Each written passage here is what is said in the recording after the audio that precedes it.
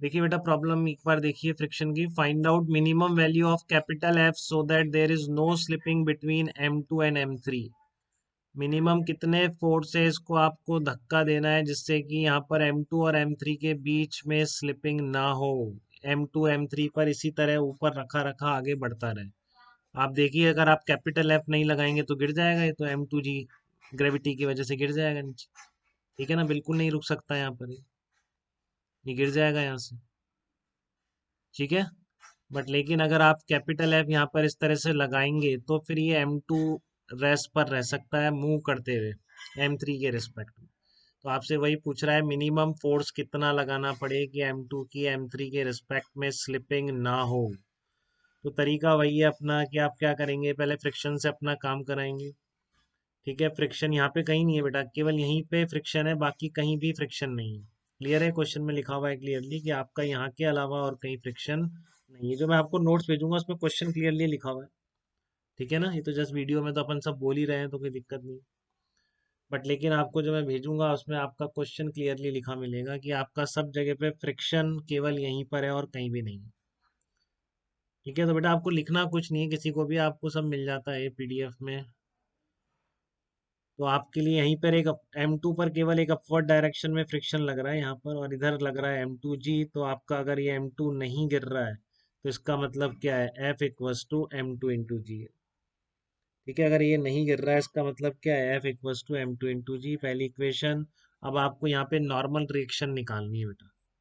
तो M2 M3 पर जितना लगा रहा है M3 भी M2 पर उतना ही लगा रहा है, तो आप M3 को अगर सिस्टम ले लो तो यहाँ से नॉर्मल रिएक्शन आ जाएगी। तो M3 पर नॉर्मल रिएक्शन एट M3 अगर सिस्टम ले लूँ तो उस पर नॉर्मल रिएक्शन फोर्स ही उसको एक्सलरेशन प्रोवाइड कर रहा है। तो आपका M3 पर F equals to m a लगाओगे तो नॉर्मल रिएक्शन किसके बराबर आ जाएगा, M3 इंटू ए के बराबर आ जाएगा। ठीक है ना, M3 के ऊपर अगर नॉर्मल फोर्स इस डायरेक्शन में लग रहा है तो that normal force equal to mass of the system into acceleration. तो कितना आ गया आपका, वो normal reaction equal to M3 into a आ गया। अब ए निकालने के लिए आप क्या करेंगे, पूरे को एक साथ सिस्टम ले लें आप, क्योंकि एक साथ ही चल रहा है, गिर तो रहा नहीं है M2 M3 के रिस्पेक्ट में या कुछ। तो M2 plus M3 as a system, ये सबको आ रहा है बेटा, कल बताया था कई बैकअप क्लास में कई बच्चों को, तो उनको काफी क्लियरिटी है इस पर कि M2 M plus M1 plus M2 plus M3 को एक साथ सिस्टम ले सकता हूँ। ठीक है, तो एक साथ सिस्टम लूंगा तो फोर्स किसके बराबर आ जाएगा, M1 plus M2 plus M3 into ए के बराबर आ जाएगा। ये आपका फोर्स आ गया।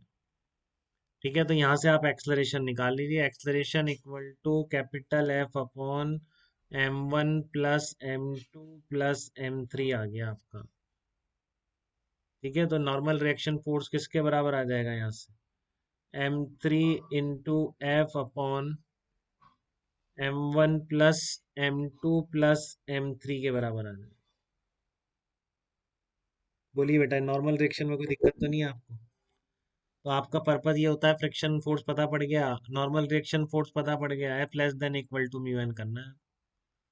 ठीक है ना, फ्रिक्शन ने अपना काम करा लिया, आपने फ्रिक्शन से, बहुत अच्छी बात है, फ्रिक्शन ने आपका काम कर दिया, उसको ब्लॉक को रोक के रख लिया। अब आपको पता है जो इनइक्वलिटी इन्वॉल्व होनी है फ्रिक्शन की प्रॉब्लम में, वो कहाँ से होनी है, F less than equal to mu N करने पर इन्वॉल्व होनी है। ठीक है ना, तो आपको एन की और जरूरत पड़ेगी, तो इस सरफेस पर M2 M3 के बीच नॉर्मल रिएक्शन फोर्स निकालना है। तो आपने M3 को सिस्टम ले लिया, तो आप कांटेक्ट सरफेस पे जाके पुश करेंगे तो एन की डायरेक्शन मिल गई, और M3 को चलाने वाला यही फोर्स है और कोई फोर्स तो लग नहीं रहा। ये किसके बराबर होगा, M3 इंटू ए। ये निकालने के लिए तीनों को एक साथ सिस्टम ले लो, हमने कर रखे हैं ऐसे क्वेश्चन। ठीक है, ये निकालने के लिए आप तीनों को एक साथ सिस्टम ले लेंगे, M1 plus M2 plus M3 को। ठीक है, तो निकालो आप उससे। तो ए निकालने के लिए आपने करा F equals to M1 plus M2 plus M3 into a, acceleration आ गया।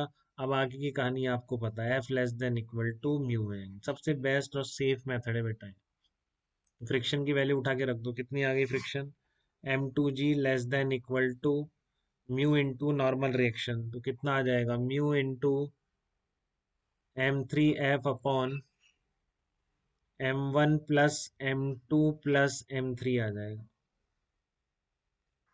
ठीक है, तो F कितना आ गया आपका, F आ गया ग्रेटर देन इक्वल टू, यहाँ से निकाल लेंगे फोर्स निकल जाएगा, यहाँ से निकल, F greater than equal to क्या आंसर आ जाएगा, F greater than equal to M2G।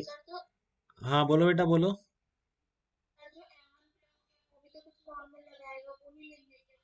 अच्छा अभी मैं बात कर रहा हूँ आपसे, आप कौन बोल रहे हैं?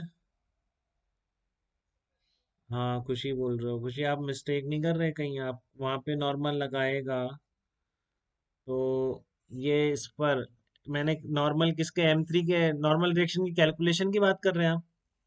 तो मैंने M3 को सिस्टम लिया है।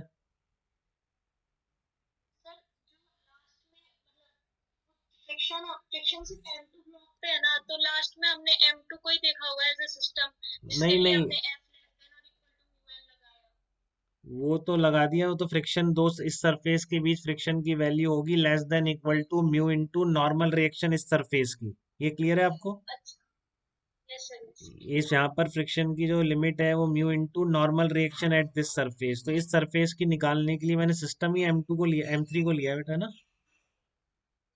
मास M3 एज सिस्टम लिया है मैंने। क्लियर है बेटा? तो इधर नॉर्मल रिएक्शन लग रही है बिल्कुल, बट यहाँ पे सरफेस पर नॉर्मल रिएक्शन चाहिए। इस सरफेस पर फ्रिक्शन की मैक्सिमम जो वैल्यू होगी that would be less than equal to mu into normal reaction at this surface. Clear बेटा? एकदम खुशी है आपको ये चीज?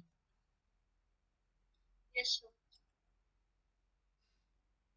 ओके तो ये आपका लिमिट आ गई बेटा। इससे ज्यादा फोर्स लगाइए, इससे कम फोर्स लगाओगे तो M3 M2 गिर जाएगा, वो नहीं चल पाएगा। ठीक है ना? इससे क्योंकि फिर फ्रिक्शन नहीं रोक पाएगा उसको। फ्रिक्शन को सपोर्ट करने के लिए नॉर्मल रिएक्शन बढ़नी चाहिए, तो नॉर्मल रिएक्शन के लिए फोर्स जितना ज़्यादा लगाएंगे उतना ही अच्छा रहेगा। लिमिट कैसे निकालें? लिमिट निकालने का तरीका ही फ्रिक्शन से अपना काम कराइए। Friction is always less than equal to mu into normal reaction at that surface. तो इस सरफेस पर आप फ्रिक्शन की बात कर रहे हैं, तो नॉर्मल रिएक्शन केवल इसी सरफेस की देखेंगे। ठीक है? इस सरफेस पर नॉर्मल रिएक्शन मतलब जितना M3 ने M2 पे लगाया M2 ने भी M3 पर उतना ही लगाया। तो आसान ये है कि आप इन दोनों को एक साथ सिस्टम लेके नॉर्मल रिएक्शन निकालें, इसकी बजाय केवल M3 को सिस्टम लेके नॉर्मल रिएक्शन निकालें। ठीक है? और फिर अप्लाई कर दें F less than equal to mu into normal reaction at that contact surface. तो आपका ये आंसर आ जाएगा M2G into M1 plus M2 plus M3। ये आ रहा है M2G into M1 plus M2 plus M3 upon mu M3। ये आपका आंसर आ रहा है। यहाँ तक किसी को भी थोड़ी भी दिक्कत तो मुझे बताएं बेटा।